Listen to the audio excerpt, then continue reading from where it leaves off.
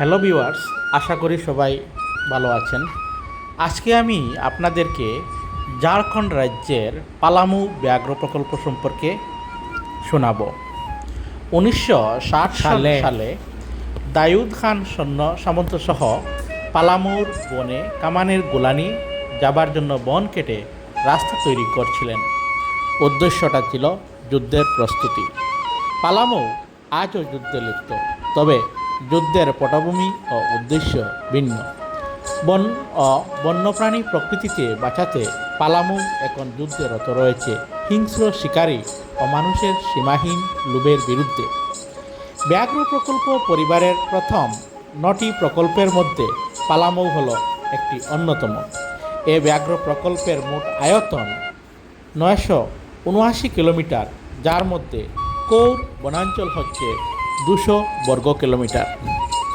ছোটনাগপুরের উত্তরভাগে গড়ে ওঠা এই উঁচু নিচু বনভূমিতে যেসব গাছ দেখতে পাওয়া যায় তার মধ্যে প্রধান হলো শাল, বহুয়া, পলাশ, ইউক্যালিপটাস, বেত, বাঁশ, চন্দন, জাম, কুল এবং নানান ধরনের কাটা গাছ। এখানে সারাদিনই প্রায় বন্যজন্তুর দেখা মেলে।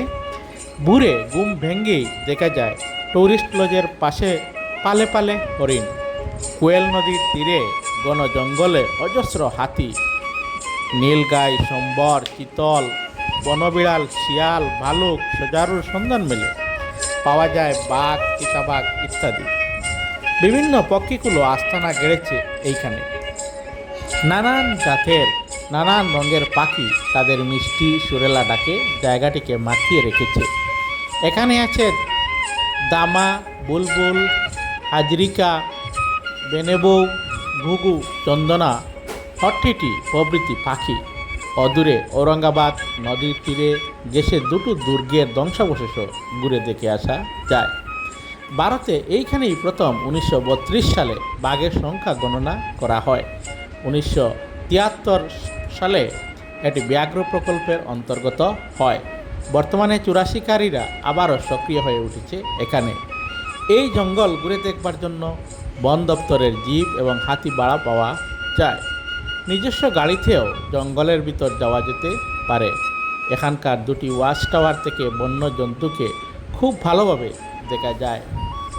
উৎসাহী ব্যক্তিদের জঙ্গলে যাওয়ার সবচেয়ে ভালো সময় হলো অক্টোবর থেকে মে মাস অবধি। বেতলাতে একটি পর্যটক নিবাস এবং একটি বন দপ্তরের রেস্ট হাউস রয়েছে। জঙ্গল ঘুরে দেখার ও রেস্ট হাউসে থাকার অনুমতি দিয়ে থাকেন field director, project tiger reserve, Daltonganj, Bihar.